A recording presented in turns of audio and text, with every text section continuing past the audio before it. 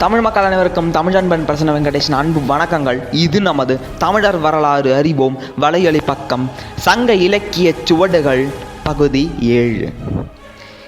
இன்று நமது தலைப்பு சிறுபானாற்றுப்படை. சிறுபாணர்களை ஆற்றுப்படுத்தும் நூல்தான் இந்த சிறுபானாற்றுப்படை. இதன் ஆசிரியர் இடைக்கழி நாட்டு நல்லூர் நத்தத்தனார். மொத்தம் 269 அடிகள். இதனுடைய பாட்டுடை தலைவன் ஓய்மா நாட்டு நல்லியக்கோடன் அப்படின்னு ஒரு மன்னர். இந்த மன்னரை பற்றி அந்தளவுக்கு தகவல்கள் குறிப்பிடப்படவில்லை. ஆனால் இவர் ஒரு பாட்டுடை தலைவன் சும்மா பேருக்கு மாதிரி இருக்குமே தவிர மொத்த தமிழகத்தையும் வடவேங்கடம் தென்குமரி ஆயிடை தமிழ் கூறும் நல்லுலகத்துள்ள அத்துணை நகரங்களை பற்றிய குறிப்பும் அத்துணை வள்ளல்களையும் மன்னர்களை பற்றிய குறிப்பும் இதில் காணப்படுது. சொல்லப்போனால் கடையேழு வள்ளல்கள் 7 பேரும் இதில் குறிக்கப்பட்டுள்ளனர். ஒவ்வொரு வள்ளலுக்கும் ஒரு 4 அடி பாடல் இருக்குது. இதில் மதுரை, உரந்தை, வஞ்சி, எயில்பட்டினம், வேலூர், கொற்கை, ஆமூர் இப்போல்லாம் இதெல்லாம் அகழாய்வு நடந்து கொண்டு இருக்கக்கூடிய இடங்கள் இதில் இருக்குது. எயில்பட்டினம், ஆமூர்லாம் அகழாய்வு நடந்துக்கிட்டு இருக்குது. அப்படிப்பட்ட இடங்களை பற்றிய குறிப்புகள் நமக்கு இந்த சிறுபானாற்றுப்படையில் காணப்படுகிறது. இதோடு மட்டும் அல்லாது அந்த காலத்தில் இருந்த வறுமையின் கொடுமையை பற்றியும் இந்த நூல் பேசுது. எல்லா காலத்துலேயுமே எல்லாரும் பணக்காரங்களாக இருந்துட முடியாது, எல்லாரும் ஏழையாக இருக்க மாட்டாங்க.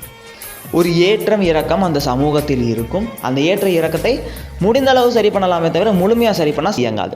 அந்த வறுமையுடைய கொடுமை எப்படி சொல்லுதுன்னா, குப்பை வேலை உப்பிலி வெந்ததை மட்டுவோர் காட்சி நாணி கடையடைத்து இரும்பேர் ஒக்களோடு ஒருங்குடன் மிசையும் அழிப்பசி வருத்தம் அப்படின்னு சொல்கிறாங்க.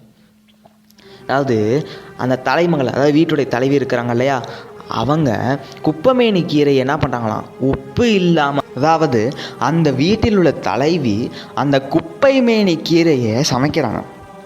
சமைக்கும் பொழுது சமைக்கிறதுக்கு உப்பு இல்லையாமா, அதனால அந்த கதவை அடைச்சிடறாங்க. ஏன்னா உப்பு இல்லாமல் சமைச்சா அந்த வேக வைக்கிற வாடை வெளியே போயிடும், வச்சு கண்டுபிடிச்சி நம்ம குடும்பத்தை வெட்கப்படுற மாதிரி பேச வைப்பாங்க அப்படின்னு சொல்லிட்டு கதவை அடைத்து சமைக்கிறாள் அப்படின்னு இந்த வறுமையின் கொடுமையை பற்றி இந்த பாடல் சொல்லுது. இதோடு மட்டுமல்லாது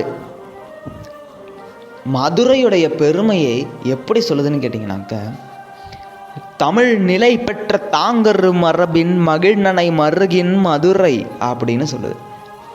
தமிழ் அங்கே தான் நிலை பெற்று இருக்கான், அங்கே தான் ஸ்டாண்டர்டாக நிற்கிதாமா. அதாவது சங்கம் அங்கே தானே அமைக்கப்பட்டதுன்னு சொல்லப்படுது. அந்த இடத்துல தமிழ் நிலை பெற்று இருந்தது அப்படின்னு நத்தத்தனார் பாடுறார்.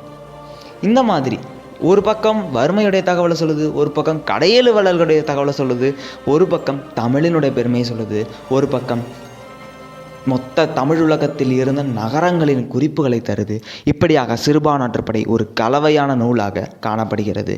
இந்த காணொளி உங்களுக்கு பிடித்திருந்தால் அனைவரிடமும் பகிருங்கள். வாழ்க தமிழ், வளர்க தமிழர். நன்றி, வணக்கம்.